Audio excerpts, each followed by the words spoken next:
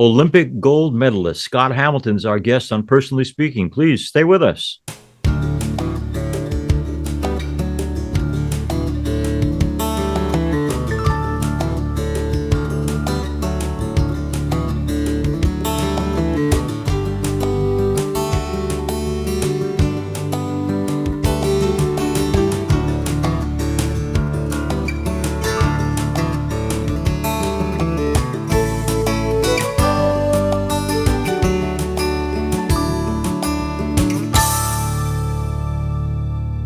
Hello and welcome to Personally Speaking. I'm your host, Monsignor Jim Lisante, and Olympic gold medalist Scott Hamilton joins me now. Scott is the most recognized male figure skating star in the world and is celebrating the 40th anniversary of his 1984 Olympic gold medal win. He's turned his podium into 40 years of impact. Following his mother's passing from cancer and his own survival from cancer, Scott launched the Scott Hamilton Cares Foundation, with a mission to improve cancer patient survivorship by supporting world-class cancer research and the highest quality patient treatment and care. Scott is also the founder of the Scott Hamilton Skating Academy in Tennessee. He is a motivational speaker, television broadcaster, best-selling author, humanitarian, cancer survivor, and eternal optimist. Scott Hamilton's motto is, quote, "The only disability in life is a bad attitude." Scott has been married for 21 years to Tracy, and together they're the parents of 4 children. He's here with us today to talk about his life, his family, his career, and why he believes that with faith, anything is possible. Joining me now, I'm so pleased to welcome back to Personally Speaking, gold medal winner, Scott Hamilton. Scott Hamilton's our guest, and while we are celebrating the 40th anniversary since he won his gold medal for wonderful figure skating, that's not what I first want to talk about, Scott. I want to talk about Scott Hamilton Cares Foundation. I think all the things you've created, that's one of the most wonderful. Tell us what it does and what's your hope for it? Well, it came out of my own cancer journey. I lost my mother to cancer 47 years ago, and I became a fundraiser. And so everywhere we could, we'd put on ice shows and we put on events, and I try to leverage, whatever I could do to get more money into research, figuring if I could find a solution to her problem. She never had a chance. That I'd better understand why I was here on this planet in the first place, right? So I did that for 20 years. And then in that 20th year, I was in an emergency room just because I had abdominal pain. And I was diagnosed with some sort of cancer. So the next day I went to the Cleveland Clinic and they did a biopsy, and I was diagnosed with stage 3 testicular cancer. And so going through chemo, I learned a lot. Going through chemo, well, let's just say when you ask your physician, who I respect, love, and admire, in fact, he's on my board of my Cares Foundation. When I asked him, how sick am I going to get with chemo? He said, moderate to severe. And I asked him, I go, what does that look like? And he said, moderate to severe. So it was, and then the oncology nurses were really good at giving me what I needed, as far as the chemo and trying to prepare me around, some other little medications to help me deal with, side effects, things like that. But I realized that I was flying blind. And if I was flying blind, how many other people out there were flying blind? So it was kind of a note to self. Then I did what most people did. I went on Dr. Google to try to figure out, what was wrong with me. And I put in testicular cancer, and I got all these medical journal papers with like 12 syllable words in them, sometimes more than one to a sentence. And I was like, okay, this is not fair. I am too dumb to be sick. This is not right.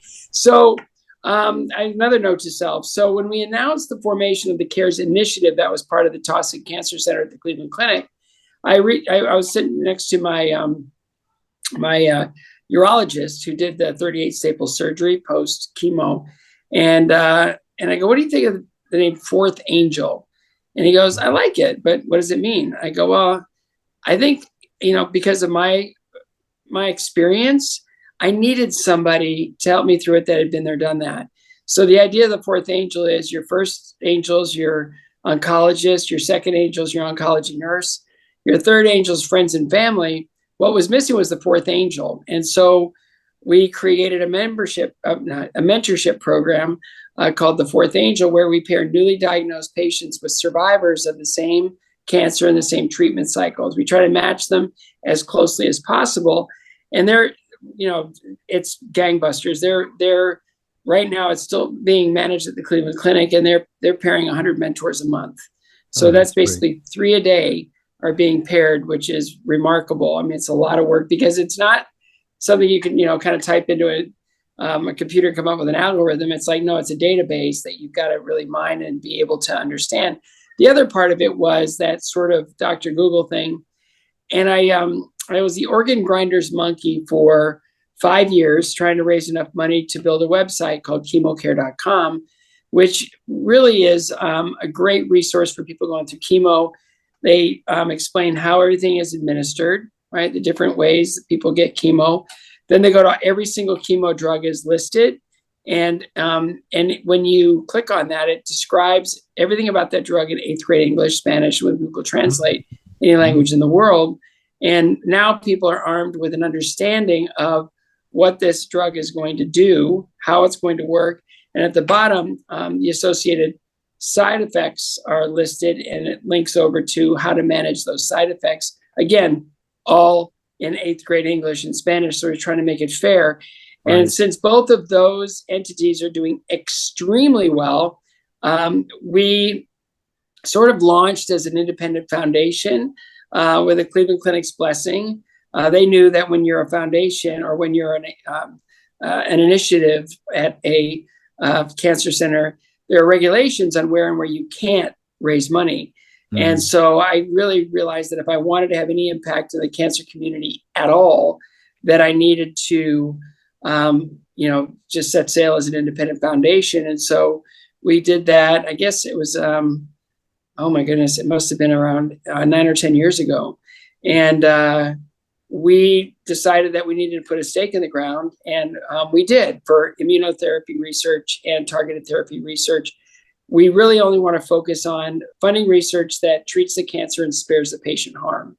And with chemotherapy, it's very famous. It's got a great publicist that scares people to death. Like, I don't want to do that, but in many respects, it's correct, to kind of want to avoid chemo. But if that's the best thing you've got, then, okay, I'm not being hypocritical. I'm a 27-year cancer survivor because of chemotherapy, but I can't wait to get rid of it, because I do think we've gone beyond that with science. Mm-hmm. And a great example I always use is, do you remember in your history lessons how George Washington died? Oh. Well, he had an infection, and back then the best way to treat an infection was bloodletting. Right. Okay. And so he basically bled to death. He didn't die of the infection. He died of the bleeding. So it's like, that's the best they had back then. And if chemo is the best we have right now, it's time to replace it, because I think we've learned a lot more about science. So we are two things. One, we are very focused on only funding innovative and the advancement of science through unleashing the human body's immune system to fight the cancer. Our bodies created the cancer. Our bodies should be, taught how to destroy it. And the other side is we're extremely collaborative. We're not a silo. We never want to be a silo. We just really want to be in the community to lead in the best way we can lead, and to support in the best way we can support.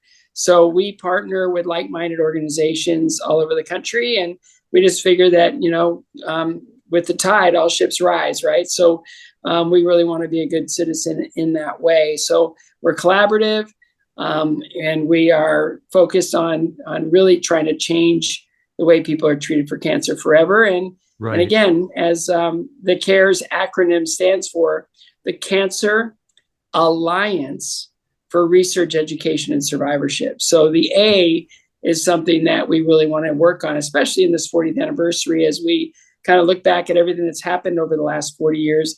One of the great things is looking back on what's happened over the last 40 years in cancer, and how that over the last 30 years, they estimate that 3.8 million people have survived that couldn't have.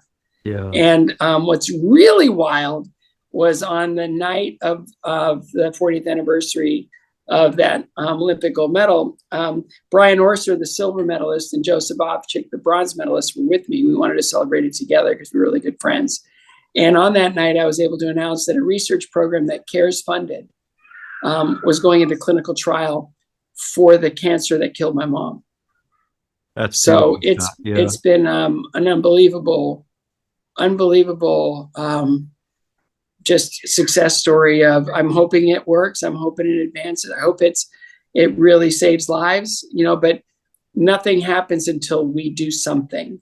Right. And how many times have we said, somebody's got to do something about this? So Scott, I'm trying with everyone's help. Thank you for all that you're doing. And, I resonate with some of what you said. My dad had not a fatal tumor, but the doctor said this chemo will knock it right out of him. And instead, the chemo went to his heart, gave him a heart attack, and he died like the next day. And I'm chemo is, chemo's great, but also powerfully challenging stuff. Yeah. And again, we're better than that now. Let's rise above it, and definitely. Again, healthcare, it needs a lot of refining. Yeah. Let's just say the way that healthcare has grown, the business models, all the different things, it's made it's almost out of reach from the just regular people. Right. How am I going to pay for this? How am I going to pay for my healthcare insurance? Can't afford that even. How? And so I don't think that healthcare is something that should be really nationalized. I do think that healthcare is something that needs to be revolutionized and refined. And you're doing that. And we're trying to do our best. Yeah. Scott Hamilton's our guest. Scott, you mentioned earlier on in the program about Dorothy. Scott, for those who don't know, was adopted by Ernest and Dorothy, great parents. But you have said many, many times that Dorothy, who you adored and whose passing was a heartbreaker, absolutely, was so instrumental in your self-concept. What did that mom do right in raising you? Oh, everything. Okay. No, I mean, she was, she desperately wanted a large family. Yeah. My dad was an only child, and my mom had a sister, a younger sister, but she just really had this thing where she had a nurturing capacity that was really amazing. She was just so loving. And so she was a school teacher, second grade school teacher. Mm-hmm. And she wanted a large family, but she would carry a child to term, and the child would be born and it wouldn't survive the birthing process, or it was, it wasn't alive anyway. So it broke her heart. It devastated her. And so she felt that in her, just her capacities to love and to nurture, that adoption was a phenomenal opportunity. So I was adopted 6 weeks of age. I was an oops, an unintended. But my birth mother, saw me through, and I was able to come into this world, and my parents adopted me at 6 weeks, and then 4 years later adopted my brother. Same thing at 6 weeks, and my health challenges started about then. And my mom would sleep in a chair in the corner of the room, and she was always there for me, and she always had a smile on her face. She's a wonderful lady. She was just so positive. And it's ironic that, not ironic, but it's kind of like, it says a lot about her that as I got into skating and as I started, getting better physically, right, the enormity of those skating bills, meant my mom would have to go back to school, get her master's, and then be hired by the university. So she went back to school, got her master's in marriage and family relations. So she was a remarkable woman. She knew how to love well, and she, had a great sense of humor, but she was also extremely sacrificial. Everything went to her children. She rarely did anything for herself. And she struggled with self-esteem. I could see that growing up, and she struggled with her weight, but she never struggled with her positivity. And wow, losing her when I was 18 years old was a real solid reminder that it doesn't matter if you're old enough to vote. Young men at 18 need their moms, and I really needed my mom. And so when she died, I had to figure out how to do it without her, and I kind of figured I didn't really have to do it without her. I could take her with me wherever I go. And so again, she was an unbelievably caring, nurturing, sacrificial mom, and she was amazing, and I loved her so much. And when she died, I didn't really feel like going into a real pity party or doing any of those things were going to honor her. I thought the only way I could truly honor her and her life and her commitment to me was to bring her with me and try to rise up, especially on the ice. Maybe off the ice, not so much for a while because I was a knucklehead like most 18-year-old kids. But it was one of those things where I just would work to try to prove her sacrifice and her confidence in me that it wasn't wasted. And so, she'd always say, we're going to the Olympics. That's like, based on what? I'm not very good. So, and then, 3 years after I lost her, I'm on the Olympic team. Isn't that amazing? And then 7 years after I lost her, I'm an Olympic gold medalist. And it's just mind-boggling because, looking back on my history and sort of how none of it really makes any sense. Like there's no logical, right. It's just, it's miraculous, Scott. It's miraculous. That's what we call it. It's really ordained. God made it happen. For whatever reason, he has me here for his grace, his mercy, and his mission. Whatever he wants me to do, I'll do it. Well, let's get into this God stuff. Okay. Now, for those who don't know, Scott Hamilton, this isn't a one-shot deal with him and his wrestling match with cancer, but at least 4 times he's had this unwelcome visitor come to visit him called cancer. And I got to ask you, when people go through this once, Scott, tell me, because this is what I do, obviously, as a priest, they'll say, I know I love God, I believe in God, but there are so many days I just want to shake my fist in God's face and say, like, what are you thinking in allowing this to happen? The anger part in relationship with God. I know you love God, I know you're a Christian, but have there been periods where you wanted to wrestle God on this issue? No.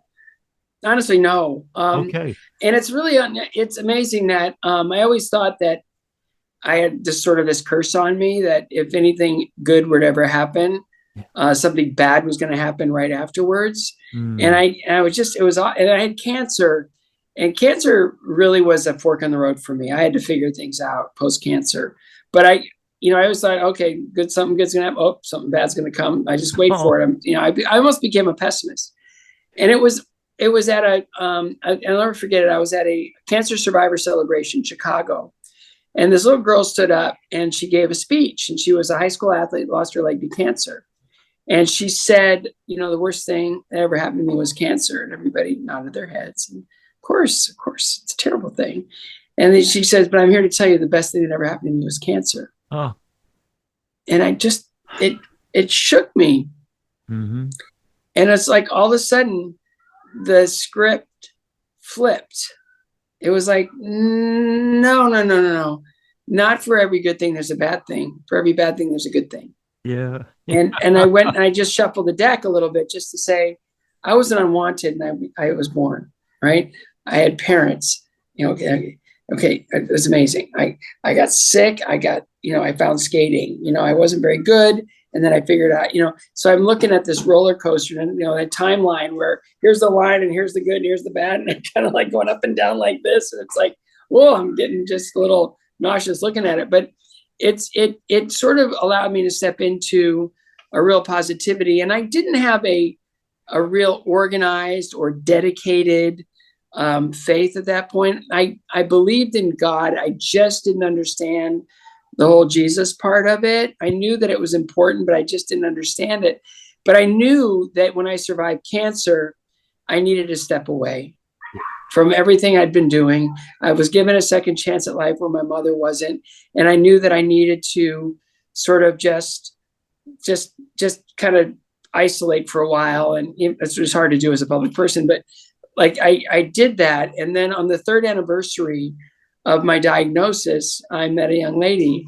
And in that, I realized that I was meant to just be more interested in not being alone anymore. Mm-hmm. And little did I know that that's who the Lord chose me to spend my life with, because a couple weeks or several weeks of dating, she said, I need to know where you are in your faith. And I joke that I said, when any smart guy would say, I go, where do you want me to be? And so she just introduced me to her pastor, and he became like family. He became like a father figure, uncle, whatever. But they poured into us as a couple. They poured they held an engagement party for us. They did all these wedding showers and everything else. And he married us. He baptized me. And as I don't think it was an accident that the first 6 weeks that I went to church with Tracy, that there was a long study of the product, the parable of the prodigal son. Yeah. It's like, yeah, that's me. I was the prodigal. I was, kind of living life and living the world and thinking that was enough. And then my world got rocked and I realized, but in that, I understand that, it's kind of the cliche, right? If you think you've got it tough, read Job. Yeah. Right. Right. But I mean, that's the extreme, right? But through faith and through never turning away and just keeping your eyes on the Lord, miraculous things happen. And worst case scenario is we're, separate from the body, present with the Lord. And it's like, so I feel like I'm playing on house money right now. And it's hard for me to get upset about pretty much anything anymore, but, right. It's just, we're raising our kids, they're starting to launch and it's been amazing just to sort of, again, looking at that roller coaster timeline to see now that it all has led me to a beautiful place of incredibly wonderful children and a amazing wife to spend my life with. And I'm just beyond grateful. And it's just, it's easy to look at the tough parts, but it's way better to kind of try to flip it a little bit and just sort of look at it for what Get a new perspective, for what it is and what it can do. Yeah. Scott Hamilton's, I guess. Scott, I want to get another issue in because I'm intrigued by it. So you have Max and Aiden, your own kids, and then you decide to adopt 2 children from Haiti. I got to ask you though, were you concerned about how do we balance these biological children of ours and our adopted children and make it all work, especially for those who don't know, Scott Hamilton and Tracy didn't just adopt, they adopted from another country, they adopted people of another color. How did that whole blending experience go, and would you do it all again? That's a great question because we adopted them at 13 and 11. So, okay. I don't know. I don't think I need to say much more than that. But they were sort of, God made it happen. I mean, there were 3 different times where he just said, no, you've been denied, whatever. No, this is happening. This is happening. This is real. This is happening. And, he shattered Tracy's heart to go to Haiti in the first place. Yeah. And then we, Aiden picked out Jean Paul off of, this Christmas list, and gets the support of the orphanage. And Tracy sought out Jean Paul and met him. And it was really beautiful how they just sort of bonded. And then Eveline was always right there as Jean Paul's sister. And she was a little more removed. She wasn't quite as involved as a lot of the kids just sort of, grab onto somebody to love them.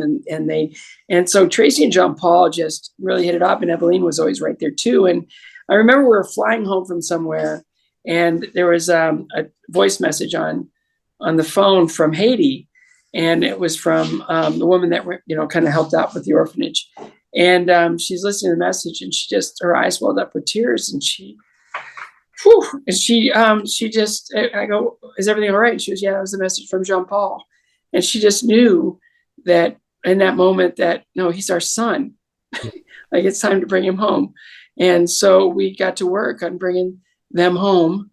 And it was amazing how God showed up everywhere he needed to show up. But being an adopted child myself, I understood, just sort of how the birth thing, because I have a sister that was born of my parents, and then a younger brother was also adopted. And I grew up knowing that your parents are your parents, whether there's, DNA involved or not. Your parents are your parents. And so stepping into this thing, it was just, how do we bring them into the family, and how do we allow them to understand, and how do we, and it's in the best case scenario, raising children is a bumpy ride. It just is, especially adolescence. And, we're stepping into that. But, I think, we've done a remarkable job of allowing them to step into their lives while trying to put up some pretty solid guardrails for them to, grow up knowing that we're a family of faith. growing up knowing that we're going to love them regardless of choices they make, and let them live with their, kind of, this is where you're headed. And may not be the best thing, whatever, being solid in our boundaries, but at the same time, sacrificial in the way that we are giving them opportunity to grow up in family. I want to thank Scott Hamilton for being with us and Personally Speaking. And I hope for our listeners and watchers around the world, you'll go online and look up Scott Hamilton's Cares Foundation, because they do such great work, and it is truly as important to Scott as anything he's ever accomplished in his life. And I know he wants all of us to know more about it, and we have gotten great information from you today. The other thing I'm thinking, Scott, and I'll close with this, but you and I are doing this interview during Holy Week, leading up to Easter, and this past year I lost my mom, Cecilia, and you talk so glowingly about Dorothy, your mom. And I'm thinking, isn't it great that we're doing an interview during the season of Easter, when we know, because of Easter, that we will see our moms again? And how blessed are we to know that? Yeah, it's stepping into the whole understanding of Resurrection Sunday being what it is. That God keeps his promises, and Jesus is who he says he is, and he did what he was supposed to do. And in that, all of us have truly an opportunity to step into God's grace and mercy. And to have a relationship with Jesus is probably the most important relationship anyone can have, because it'll strengthen you to fortify every other relationship. Right. And also seek out different kinds of relationships for those who desperately need to be given that power and that comfort, because this is a very turbulent place, and we know the enemy is very involved in everything going on in our world. And just to have faith that there's something more than just this is remarkable. So Sunday we will be hands high, singing at the top of our lungs, praising our Lord and Savior. And I just wish that for everyone, that everyone would have a capacity and understanding to do that. And in that, their lives will be forever changed for the better. Scott Hamilton, thank you so much for being on Personally Speaking, and just thanks for your life. You give us all hope and encouragement, and you are an amazing witness to love. God bless you. As we end today's program, I want to thank you all for being with us. If you need to reach me, you can do that at personallyspeakingpodcast@gmail.com. We're also, you're probably listening to this on Sirius XM, the Catholic channel, but if you want to watch the program, we're on YouTube. You can search under Personally Speaking with Monsignor Jim Lisante. Please share and tell your friends and family about our program. I've been privileged to serve as host and executive producer of Personally Speaking. Our producer is Lisa Jandovitz. Thanks so much for joining us. We'll be with you again next time on Personally Speaking.